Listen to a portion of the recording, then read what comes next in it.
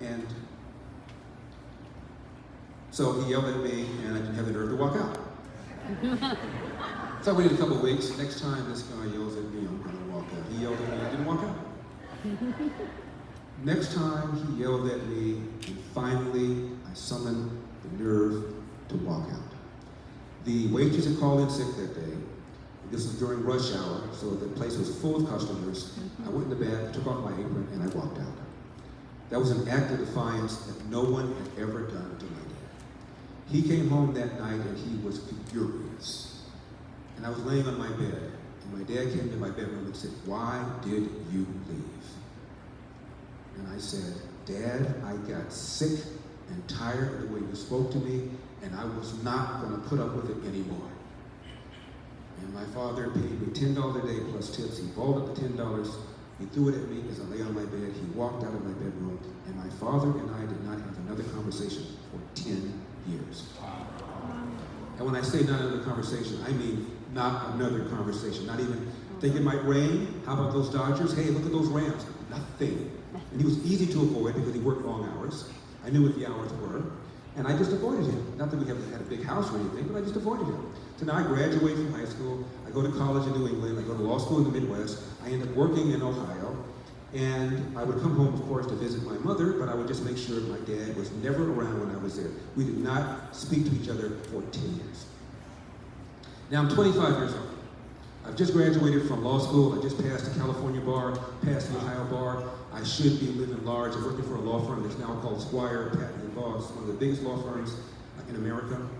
And I'm making the equivalent of around $150,000, and I'm just 25 years old. I should be living large, but I can't sleep. And I knew it had to do with my dad. Not that I ever thought we'd be friends or anything, but I knew it was about my father. And so I called my secretary, and I said, "Cancel all my appointments. I'm flying to LA. I'll be back in a few days." And I did not tell my parents I was coming because I did not want my dad to prepare for this meeting. I figured it'd be 5-10 minutes, in the door, out the door.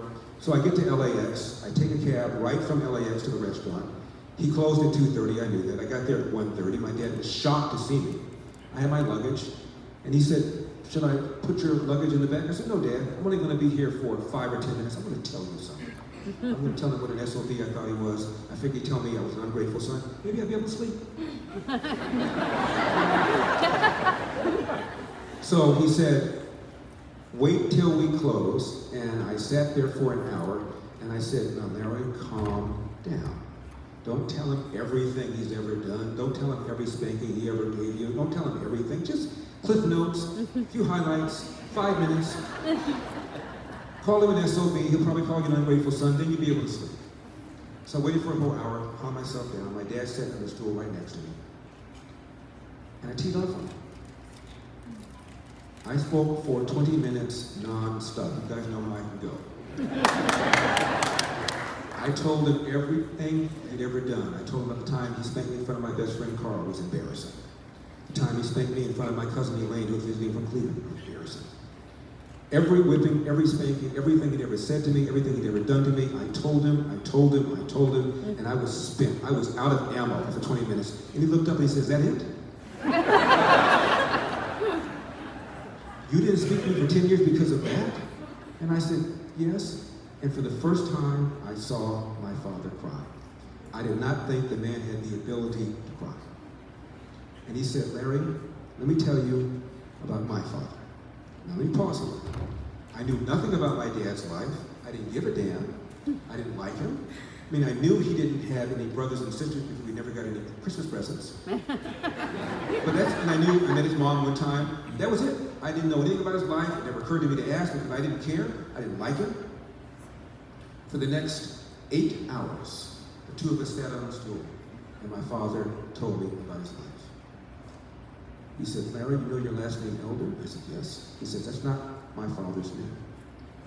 I said, "What? Who's your father's name? Who's your father?" He said, "I have no idea, never met him." "You never met your father?" "No." "Who's Elder?" "Elder is the man who was in my life the longest, maybe about 4 or 5 years. He was an alcoholic. He rarely worked. And when he did, he brought the money home to my mom. She would hold it because he would drink it away. Come Tuesday or Wednesday, he'd want it. She would give it to him. He'd beat the crap out of her. If I jumped in, he'd beat the crap out of me. how long was he in your life? 4 years. He said, my mother, he said, could neither read nor write. By the way, my dad's birthday is May 25, 1950. And my dad said she couldn't even write down his birthday. He knew the year. So when he enrolled in kindergarten, the teacher said, what's your birthday? He said, I don't know. She wrote down May 25, which was her birthday. So I told my dad he had a 1 in 365 chance of it being right. My dad said, I came home at the age of 13, and I started quarreling with my mom's then boyfriend. She sided with the boyfriend and threw me out of the house, never to return. Athens, Georgia, 13-year-old black boy, Jim Crow South at the beginning of the Great Depression. I defy very many of you to find somebody who had a hand dealt like that. And I said, well, Dad, what did you do? For the next 8 hours, he explained his life to me. I walked down the dirt road, knocked on the door, picked up trash, cleaned up the barn. I became a shoe shine boy, became a hotel valet. And then he got a job as a Pullman porter. They were the largest private employers of blacks in those days.